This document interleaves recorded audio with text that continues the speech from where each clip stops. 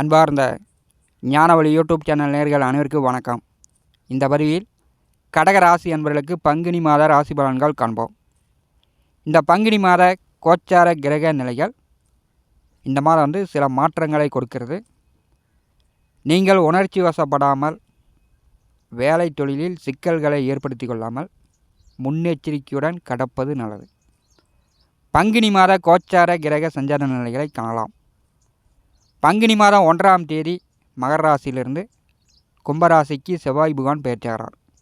ஒரு 30 ஆண்டு காலத்திற்கு பிறகு சனி மேல் கும்பராசியில் செவ்வாய் பகவான் கடக்கப் போகிறார். பங்குனி மாதம் 19ஆம் தேதி கும்பராசியிலிருந்து மீனராசிக்கு சுக்கிரன் பெயர்ச்சாகிறார்.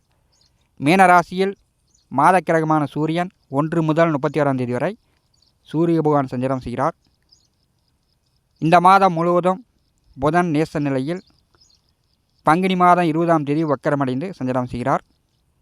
மீனராசியில் ராகு, மேசராசியில் குரு, சந்திர பகவான் பரணி நட்சத்திரத்திலிருந்து சஞ்சாரம் செய்கிறார். கன்னிராசியில் கேது. 9 நவரங்கள் மூலம் வாக்கிய பஞ்சாங்கப்படி கடகராசி என்பதற்கு பொது பலனாக பங்குனி மாத ராசி பலன்கள் காண்போம். நம்முடைய ஞானவழி யூடியூப் சேனலை பார்த்து கொண்டு இருக்கக்கூடிய அன்பர்கள், இதுவரை சப்ஸ்கிரைப் செய்யாத அன்பர்கள் மறக்காமல் நம்முடைய சேனலை சப்ஸ்கிரைப் செய்து கூறவிருக்கின்ற ஆல் பட்டனை அழுத்திங்க. நன்றி. பங்குனி மாத கோச்சார கிரகங்களை வைத்து கடகராசி என்பதற்கு பொது பலனாக காண்போம். உங்களுடைய சுய ஜாதகத்தில் நல்ல திசாபுத்திகள் நடந்தால் பலன்கள் கூடுதல் நற்பலன்கள் பெற்றுவிடலாம். இந்த மாதத்தை பொறுத்தவரை தனம், வாக்கு, குடும்பஸ்தானாதிபதி சூரியன் ராகு மேல் பாக்கியத்திலே சஞ்சாரம் செய்ய போகிறார். உங்களுடைய சுய ஜாதகத்தில் சூரியன் ராகு ஒரு கட்டத்தில் 12 கட்டங்களில் எந்த கட்டங்களில் கூட்டணி சேர்ந்தாலும் அப்பாவுடைய கேரக்டரை குறிப்பது. இந்த ராகு சூரியன் கூட்டணி என்பது அப்பாவுடைய கேரக்டரை குறிப்பது. சுய ஜாதகத்தில் ராகு சூரியன் கூட்டணி இருந்தால் அப்பா அரசு வேலையில் இருப்பார். அவர் லஞ்ச லாபணியங்கள் வாங்கி நிலபுல சொத்துக்கள் அதிகம் சேர்த்து வைத்திருப்பார். அப்படி இல்லைன்னா அரசு வழியில் விரயம், தீராத சட்ட சிக்கல், பல வருடமாக கோர்ட்டுக்கு கேஸுக்காக நடந்து கொண்டு இருப்பார். அப்படி இல்லைன்னா 2வது திருமணம் செய்திருப்பார். ஃபஸ்ட்டு மனைவியை விட்டுட்டு 2வது திருமணம் செய்தவராக இருப்பார். சொந்தக்காரர்களுக்கு ஒரு பைசா உதவி செய்திருக்க மாட்டார். ராகு சூரியன் சேர்க்கை சுய ஜாதகத்தில் இருந்தால் அப்பா கேரக்டரில் கரும்புள்ளி அழிக்க முடியாத அளவுக்கு கொடுப்பது தான் ராகு மேல் சூரிய பகவான் சஞ்சாரம் செய்வது. இந்த ராகு சூரியன் சுய ஜாதகத்தில் கூட்டணி சேர்ந்திருந்தால் தந்தை மகனுக்கு கருத்து வேறுபாடுகள் ஏற்படும். அப்பா அசக்காய சூரனாக இருப்பார். ராகு மேல் சூரியன் வரும்போது கடகராசி என்பர்கள் உணர்ச்சி வசப்படாதீங்க.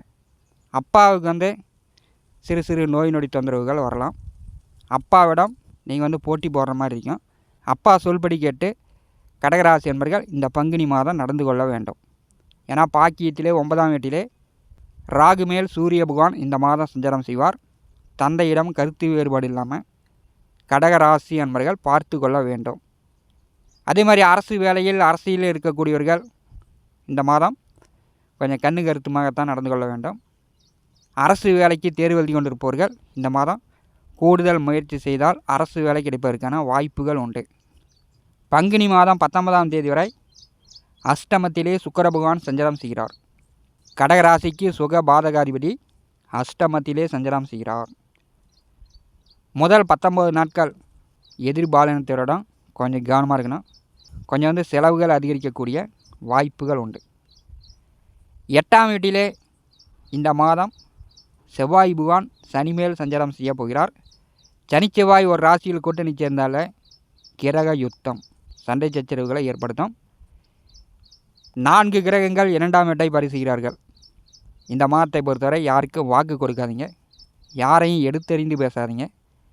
யாரையும் நீங்கள் புகழ்ந்து பேச தேவையில்லை. யாரையும் அன்பு பண்பாகவும் பேச தேவையில்லை. நீங்கள் உண்டு உங்களுடைய வேலை உண்டு என்று இருப்பது நல்லது. செவ்வாய் சனி 2 கிரகங்கள் அஷ்டமத்திலே மிக பலமாக இருக்கும்போது கடகராசி என்பர்கள் இந்த மாதம் உடல் ஆரோக்கியத்தில் கவனம் எடுத்துக்கொள்ள வேண்டும்.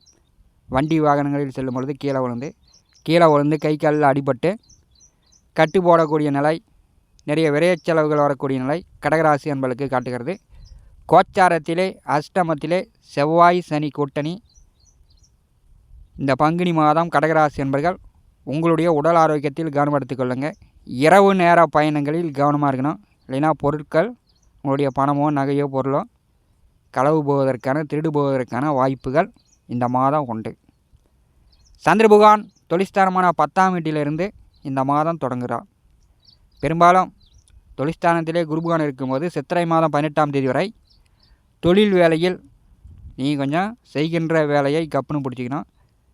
அதை விட்டுட்டு அதுக்கு போகலாம், அதை விட்டு அதுக்கு போகலாம், ஒரு நிலை இல்லை, உயர் அதிகாரிகள் டார்ச்சர் தாங்க முடியல, முதலாளியோட தொல்லை தாங்கலை அப்படின்ட்டு வேலையை விட்டுறாதீங்க. வேலையை விட்டிங்கன்னா மறுபடி சித்திரை மாதம் 18 வரை வேலை இல்லாமல் இருக்கக்கூடிய நிலையும் கடக ராசி என்பதற்கு காட்டுகிறது. விரயத்திற்கு 3ஆம் வீட்டிற்கும் அதிபதியான புதன் இந்த மாதம் முழுவதும் நீச்ச நிலையில் பாக்கியத்திலே சஞ்சாரம் செய்கிறார். இது சாதகமில்லாத அமைப்பு. கடகராசி என்பவர்களுக்கு உறக்கம் கெடும். நீங்கள் ஒரு தடவைக்கு பல தடவை முயற்சி செய்தால் தான் அந்த விஷயங்கள் உங்களுக்கு வெற்றியாக வரும். எதையும் யோசிக்காமல் அவசரப்பட்டீங்கன்னா வீண் பழி அவச்சொல் பழிச்சொல் கடகராசி அன்பர்கள் மேல் வருவதற்கான வாய்ப்புகள் இந்த மாதம் உண்டு. அதனால் மனசை போட்டு குழப்பிக்காதீங்க. இந்த பங்குனி மாதம் புதன் பாக்கியத்திலே நீச்ச நிலையில் சஞ்சாரம் செய்யும்போது ஒரு தடவைக்கு பல தடவை நன்றாக யோசித்து முன்னெச்சரிக்கையாக கடகராசி அன்பர்கள் இந்த பங்குனி மாதத்தை கடக்க வேண்டும். பங்குனி மாதம் 19ஆம் தேதி பாக்கியத்திற்கு சுக்கிரபகவான் வருகிறார். ஒரு 18 வருடத்திற்கு பிறகு ராகுவுடன் சுக்கிரன் கூட்டணி சேர்கிறார். சுக்கிரபகவான் ராகு இருக்கும்போது அங்கே உச்சமடையும் போது கடகராசி அன்பர்கள் கணவன் மனைவிக்குள் கருத்து வேறுபாடு இல்லாமல் சண்டை சச்சரவு இல்லாமல் இந்த மாதம் கடப்பது நல்லது. பாக்கியத்திலே சுகஸ்தானாதிபதி உச்சபலம் பெறும்போது சுக வேதனை ஏற்படும். வண்டி வாகன செலவுகளை கொடுக்கும். கடகராசிக்கு சுக பாதகாதிபதி பாக்கியத்திலே பங்குனி மாதம் 19ஆம் தேதிக்கு பிறகு உச்சநிலை அடையும் போது கடகராசி அன்பர்கள் உடல் ஆரோக்கியத்தில் கவனம் எடுத்துக்கொள்ள வேண்டும். ஜாம் கும்னு நீங்கள் நண்பர்களுடன் சேர்ந்து ஜாம் கும்னு செலவு பண்ணாதீங்க. சொகுசான வாழ்க்கையை எதிர்பார்க்காதீங்க. இந்த மாதம் நீங்கள் சொகுசாக விரும்பினீங்கன்னா சுக வேதனை கண்டிப்பாக கடகராசி என்பதற்கு வந்துவிடும். கிரகங்கள் எல்லாம் பங்குனி மாதம் கடகராசிக்கு அஷ்டமத்திலும் பாக்கியத்திலும் தொழிற்ஸ்தானத்திலும் இந்த 3 வீடுகளை கடக்கும்போது கடகராசி என்பர்கள் தொழில் வேலையில் மிக ஜாக்கிரதையாக இருக்க வேண்டும். 3ஆம் வீட்டிலே கேது பகவான் சஞ்சாரம் செய்கிறார். கேதுவுக்கு 4 கிரக பார்வை வருகிறது. இந்த மாதம் தைரியமாக நீங்கள் செயல்படுவதை தவிர்க்க வேண்டும். குடும்ப நபர்களுடைய ஆலோசனை பெற வேண்டும். கிராமப்புறங்களில் இருக்கக்கூடியவர்கள் இரவு நேரங்களில் வாய்க்கா வரப்புகளில் செல்லும் பொழுது ஜாக்கிரதையாக போயிட்டு வரணும். விஷக்கடி தொந்தரவுகள் வருவதற்கான வாய்ப்புகளும் இந்த பங்குனி மாதம் கடகராசி என்பதற்கு கோச்சார கிரகங்கள் காட்டுகிறது. சித்திரை மாதம் 18ஆம் தேதி வரை 10ஆம் வீட்டிலே குரு பகவான் சஞ்சாரம் செய்கிறார். சுபகிரகமான குரு சுக்கிரன் 10ஆம் வீட்டில் வரும்போது பதவியை பறிப்பார். தொழில் வேலையில் நஷ்டங்களை ஏற்படுத்துவார். ஒரு நிம்மதியில்லாத பொழப்பாக தான் இருக்கும்.